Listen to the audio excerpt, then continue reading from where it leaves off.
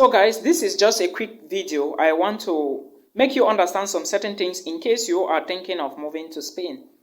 Alright, because I keep getting these questions often and often, so it's better I make a video like this so everybody can understand.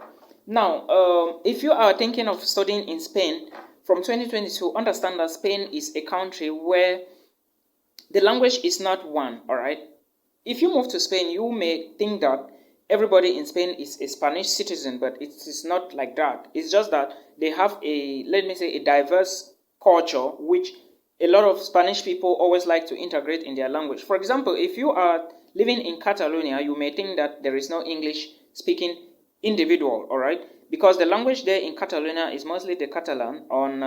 In other places, there are two different other places I know with a different language. And again, though you will still find people who speak English, and of course, programs in Spanish universities are taught in English language, all right? You then need to check very well to know which program and which university offers which course, all right? That is what you should know. Point number one.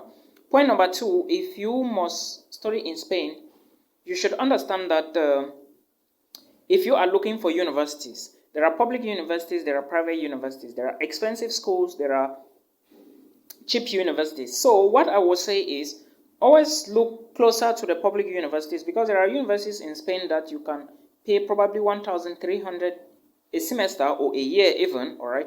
Then there are others where you can pay even like 15,000 euros a year, mostly common with private universities. So that is something you should also put into consideration. And again, know that there are things, requirements, all right? Some schools will ask you to, let me say, submit reference letters, others may not, all right?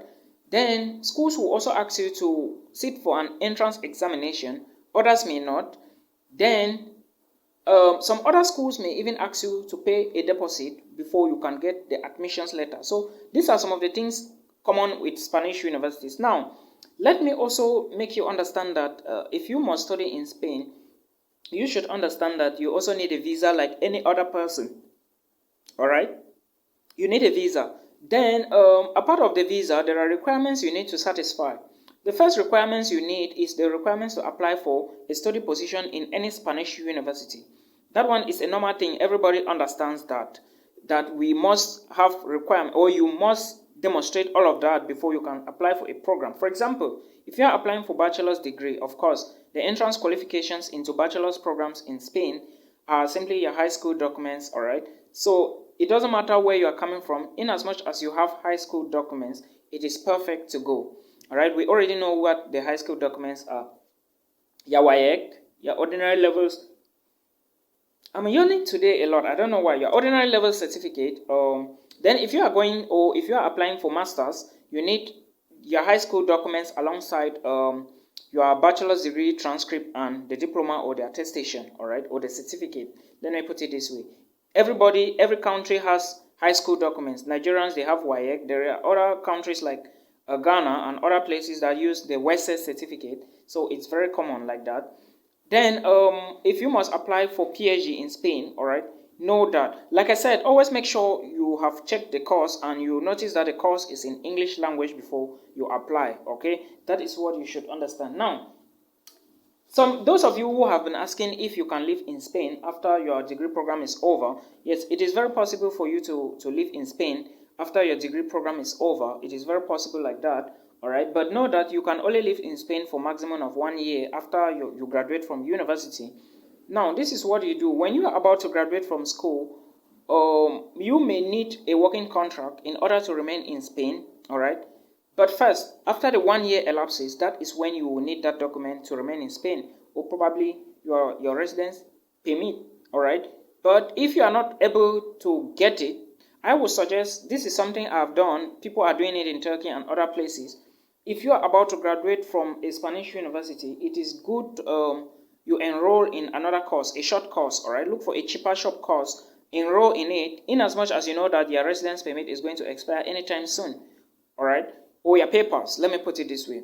Look for a short course and enroll in, probably a Spanish course, all right? There are Spanish schools you can apply to, even from outside EU, you can apply for language, all right? It's very possible like that to just go and study the Spanish language. It's okay and possible like that. So you can apply for a course like that. Then when you go to Spain, or let me say, when not going to Spain, sorry, when you apply for a course like that, then you are now studying the language, all right? Because even if you need the residence permit or the residence, can you remain in Spain? If you need a paper, or let me say the permanent residency, of course, you need to have lived in Spain for 3 years in a row, all right? That is to say, you have not stepped out of Spain. For you to get the permanent residency, you need to first of all live in Spain directly for 3 years before you can start thinking of applying for that paper, all right? And of course, you may also need to show documents from employer or from a company to show that you are working with them. And so that is it for the residency if you want to live in Spain after studies. Of course, it's very possible for you to live in any country after you finish your study program, but I think that if you must live in Spain after that, you have to implement all of this while you look for a company. It might be difficult for you to find a company. Remember, Spain is one of those countries which is not that powerful in terms of economy and, of course, engineering. All right, let me put it this way. So you have to really look well to know all of this. Then let's talk about the issue of the bank statement or blocked account or stuff.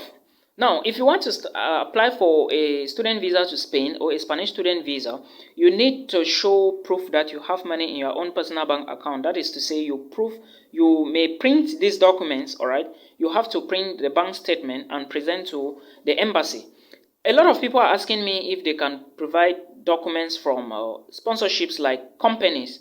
Well, it may work, but I'm not very sure or certain about this. The embassy may sometimes doubt this procedure or this method, but I will just say if you have the money, put in your account and of course bring the statement and you are good to go. Well, your parents may also sponsor you, but there are documents they need to also provide. You need to show their identifications and maybe sponsorship letters, and you notarize them, okay?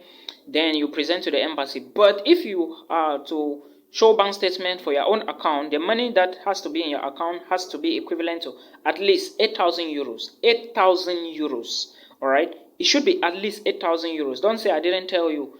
This is the point, because Spain is, the economy nowadays in Spain is not that cheap, all right? So if you want to study in this country, you should try to provide money that can convince the embassy. 8,000 euros or plus, yes. Show that amount. Show that amount. I know why I'm talking about this, because you know sometimes the immigration is going to look only into your banking details before they can give you the student visa. If you do not convince them that you have enough money, all right, and they can, at least they should see papers to show that this money is true, they will not give you the visa, all right? So that is what you should do. But I'm not saying you should show 8,000 euros in the case your tuition fee is 15,000 euros. No. All right. If your tuition fee is 15,000 euros, of course, you know that per year, of course, you know that you need to multiply that money. Okay. If your tuition fee is 5,000 euros, you know how much you need to put. But there is a simple trick I used to tell international students. Let me say, if you want to apply for a study visa, let's assume that your tuition fee per year is 2,000 euros. Okay. Then, or if it's per semester or whatever, just calculate your tuition fee per year. Then calculate the living cost in that country per year. Then you sum the two together. Then you do your bank statement. For example, if your tuition fee in Spain is 5,000 euros, let's just assume that the money you are going to be spending per month in Spain is 400 euros. Multiply 400 by 12.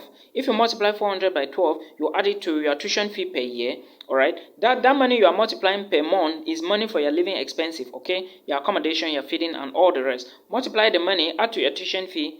You show proof like that. All right, but sometimes increase the money, all right, to convince the embassy. Like I said, these people, they need to see, the embassy need to see. You need to convince them that you have money, all right, because nobody wants to send you to a country where you go and you start bothering the government of that country. So these are some of the little things you need to put into consideration before you apply for student visas to most of these countries, all right. There are some countries that will give you a fixed amount to use, like Germany and Norway. They already know how much they are going to be telling you. All right. Some other places may not tell you, but you need to verify from immigration websites like Finland, Iceland, Germany, Canada, and all the rest. All right. So that is what you need to understand about these things. I hope this may help somebody, or this helps you. If it does, please do not forget, subscribe to our channel. All right. More videos will come up very soon. Thank you.